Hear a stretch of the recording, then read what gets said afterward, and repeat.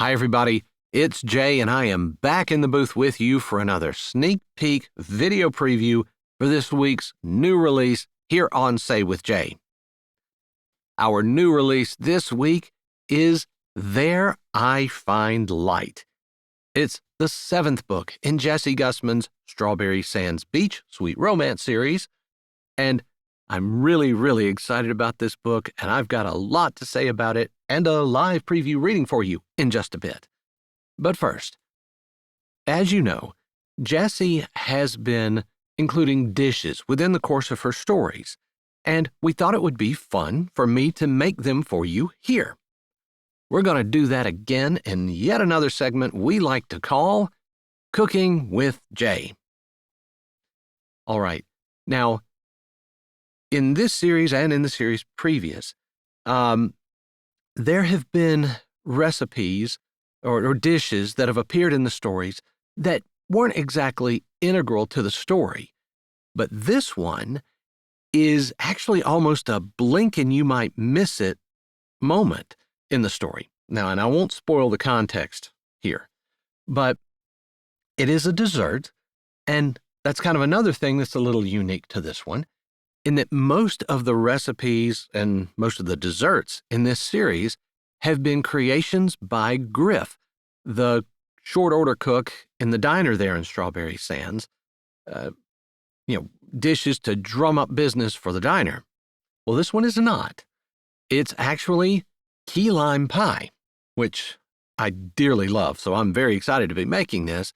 But this is a Strawberry Sands Beach book, so I'm going to channel my inner Griff, and we're going to make it fit. We are going to make us a strawberry key lime pie. All right, without further ado, let's get started making strawberry key lime pie.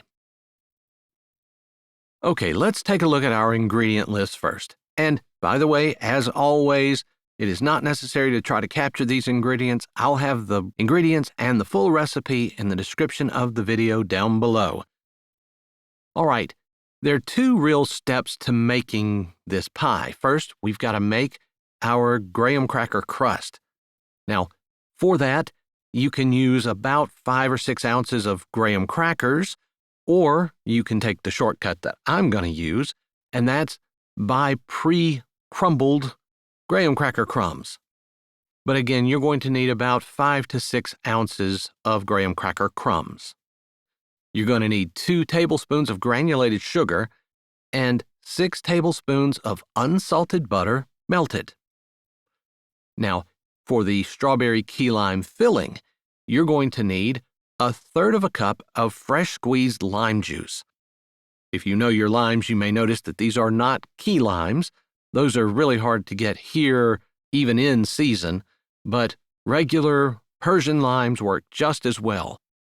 Now, the recipe that I'm using here said that you would need 3 to 4 limes to get 1/3 cup of fresh squeezed lime juice. It only took me 2. And maybe that's the difference in my juicer. I don't know. You're going to need a 1/2 pound of strawberries. Frozen strawberries work great here. Allow them to thaw fully first. You're going to need 1 tablespoon of strawberry jam and 5 egg yolks from large eggs. Finally, you're going to need 1 14-ounce can of condensed milk. Now, our first step is to make our graham cracker crust. First, preheat your oven to 325 degrees. If you are making your own graham cracker crumbs, you want them crumbled until the crumbs are fine and free of large pieces. You want to add your sugar to that and mix it up well. Next, you want to add your melted butter and mix that until it has the consistency of wet sand. Next, you're going to place that crumb mixture into a pie pan, and you're going to press the mixture into the bottom and up the sides of the pan evenly. Once you have that done, You're going to place it into a preheated oven and bake for 13 to 15 minutes until just slightly browned. Next, you're going to want to allow this to cool completely on a wire rack. And while it is cooling, we can go ahead and start preparing our filling. The first step is to place your lime juice, your strawberries, and your strawberry jam into a blender or food processor. Now, the recipe that I'm using called for these ingredients to be blended until well combined and smooth and no more strawberry pieces are visible. But personally, I actually kind of like having little bits of strawberry. I like the flavor that adds in the mouthfeel, and I think it kind of looks sort of neat that way too. But, you do you. Mix that and then set that aside. Next, you're going to want to separate your eggs if you haven't done so. I'll be honest, I had never separated eggs in my life, so this terrified me. Turns out, it's actually really, really simple. Now, there are lots of different ways to do this, but for me, the easiest way by far was to carefully crack your eggs onto a slotted spoon and let the egg whites drain away.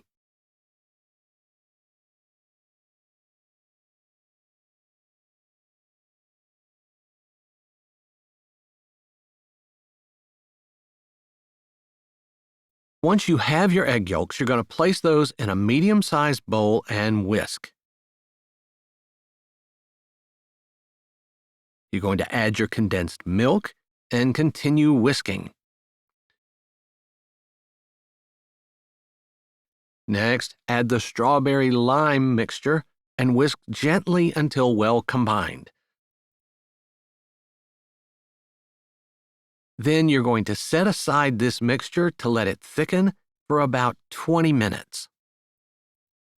After that time, hopefully your pie crust is nice and cool. You're going to preheat your oven to 350 degrees. You're going to place the filling into the cooled crust and then bake that for about 15 minutes. The filling should still jiggle slightly in the very middle when it's done. Allow it to cool completely to room temperature. Then you want to cover it loosely with plastic wrap or a large inverted plate and place it into your refrigerator for at least 3 to 4 hours to chill and set. Once that 3 to 4 hours is finished, cut yourself a slice, top it with some more sliced strawberries if you have them, some whipped cream, and serve. Here you go. Here is a piece of strawberry key lime pie. And I'll be honest, this is not the most attractive pie I've ever made, mostly because I don't have very good pie removal skills from a pie pan. So don't let that deter you from making this in any way. It is absolutely fabulous. And, ladies and gentlemen, that is all there is to making strawberry key lime pie. I hope you'll give it a try, and if you do, as always, please let us know how it goes down in the comments. Okay, let's talk a little bit about There I Find Light. Now, I think one of Jessie's many gifts as a writer is her ability to write equally fantastic stories that are both on the heavier, more serious end of the spectrum, and stories that are practically romantic comedies. There I Find Light is definitely on that second end. It is a truly funny story filled with lots and lots of humor, but absolutely a complete full dose of that trademark Jessie Gussman sweet romance magic as well. It's the story of Eleanor Landry, one of the Landry children, who we've met several of in the previous books in this series. And Eleanor is, without question, an introvert. She's had some trouble in her life with anxiety and things like that. And as such, she's found herself alone and without much hope of finding that lifelong mate. It's also the story of Franklin Slessing. Franklin, we've also met in previous books, is the business partner of Noah Sterner, who was in There I Find Hope, and is now Eleanor's brother-in-law after marrying her sister Sunday. But in this book, the two are thrown together in a very unusual circumstance after a rather inauspicious meeting. Not meeting, they already knew each other, sort of, but they had what was truly a hilarious interaction to start things off, and it only steamrolls from there. I'm going to stop there with my description, and let's just jump into a live reading from There I Find Light. I hope you enjoy it. Then we'll come back this Friday for the full release here on Say with Jay. If you don't change something, you can't expect anything to change. She wasn't sure exactly what that meant, although it kind of made sense in her head. She couldn't expect her life to go in a different direction if she wasn't willing to do anything different to make it change direction. All right. She glanced across the room. Norma Jean had gotten waylaid by Miss Heather. Miss Heather could be quite a force of nature, and as Eleanor watched, Norma Jean started to walk away, but Miss Heather grabbed her arm, pulling her back and continuing to talk. If you move fast, you could be dancing with Franklin before Norma Jean even gets to Peter. Eleanor wasn't typically a competitive person, but if she was turning over a new leaf, she might as well turn it over all the way. Taking her cup and setting it down on the picnic table beside Norma Jean's, she took a breath and decided that she would do something totally out of character. She would walk over to Franklin and ask him to dance. The barn felt a lot bigger when she was standing on the other side of it, but the walk across seemed short. She found herself praying that Miss Heather would let Norma Jean go and come over and waylay her. That's silly. You can do this. You're an adult. Maybe this was why she worked as a dog groomer. She could relate to dogs. They were easy, hard to offend, pretty happy with anything, and food motivated them. Unlike people, who usually weren't happy with anything, were easy to offend, Eleanor seemed to stick her foot in her mouth more times than not, and she still hadn't figured out what motivated most people. Maybe it was because she'd been rejected so much when she was younger. She just seemed awkward in conversations, always saying something that no one else understood. Her mind went in different directions, while everyone else in the room seemed to be thinking on the same wavelength.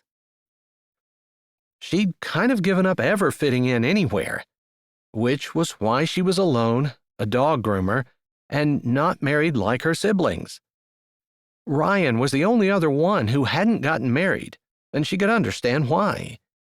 He'd been busy on the rodeo circuit, going from place to place, never staying in one spot very long. He hadn't had time to settle down. But now that he was back in Strawberry Sands to stay, she was sure he'd be married before the end of next year. But she was pretty hopeless, except she was turning over a new leaf. It was practically spinning since she was going to go over and ask Franklin to dance. He would say yes, and they would have an engaging conversation while they danced without stepping on each other's toes to a whole big pile of Christmas songs that would become their new playlist after they got married 2 Christmases from now. Yeah, and if Franklin had any idea what she was thinking, he would run in the opposite direction as she walked toward him. She should just take it moment by moment. Live in the moment. Wasn't that the advice that everyone was given?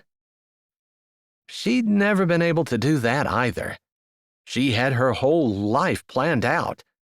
Of course, nothing had gone as planned, especially after her longtime high school boyfriend, who also happened to be her boyfriend through 2 years of college, had broken up with her. And it wasn't just that he had broken up with her. After he walked away, she found out from different people that he'd been cheating on her the entire time they'd been together. She felt like an idiot, and at the time, she vowed never to have another relationship. But that seemed like a stupid thing to do. She just hadn't been able to get back in the game. Or maybe she hadn't developed the skills necessary to play the game. Or maybe there wasn't a game. After all, dating wasn't really necessary, was it? It was a modern thing. 200 years ago, people didn't date, which she could really appreciate at this point in her life. And with that thought, she was standing in front of Franklin, who didn't look up from his phone. "Excuse me," Eleanor said, trying to swallow her nervousness, although she couldn't keep from twisting her hands in front of her. Franklin finished the text or whatever he was doing before he looked back up. He looked around, his eyes widening before they landed back on her. Franklin might not ever grace the cover of a modeling magazine, and he most likely wouldn't land on bodybuilders.com. But his dark hair was neatly clipped, and his eyes were a rich, deep brown behind the glasses that perched on his nose. They must be for reading, because he looked at her over them. "Are you talking to me?" he asked, like she wasn't standing directly in front of him. "Dance me with you like I mean would." The words came out of her mouth, but even she was confused about what she was trying to say. So it was no surprise when Franklin's brows drew down. "Again, please? This time in English?" She wanted to fall through the floor. Had she ever been more embarrassed in her entire life? Probably. She'd done lots of embarrassing things, but she was having trouble remembering anything that was quite this bad. She needed to apologize for being so confusing. "My sorry, bad dancer, you few." That didn't come out right either. Apparently, she combined asking him to dance again with apologizing for messing up her first invitation. Her brain never could do 2 things at once, and apparently her mouth was even worse at it. She was opening her mouth to try to make some sense out of the situation, as Franklin seemed to be genuinely interested in what she was trying to say. Or maybe he was just concerned that the insane asylum had had a breakout, when his phone buzzed loudly. He glanced down, looked at the phone screen for a moment, then looked back up. "I'm sorry, I have to take this." He swiped on his phone, put it to his ear, and said, "Hello?"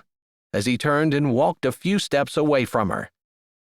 Considering they were standing in a corner, he couldn't get far, but that was all it took.